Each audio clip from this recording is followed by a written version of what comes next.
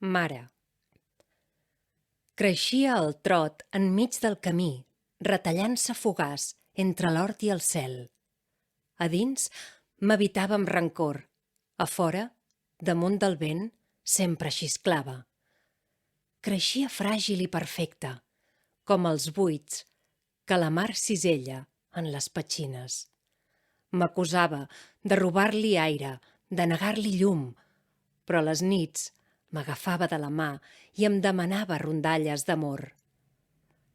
Creixia fort, com les paraules tardanes, les que venen amb tentacles per arrelar. El confitava, fent-lo passar 1000 vegades per la llengua i es rebel·lava. Però venia la nit i em cercava la mà.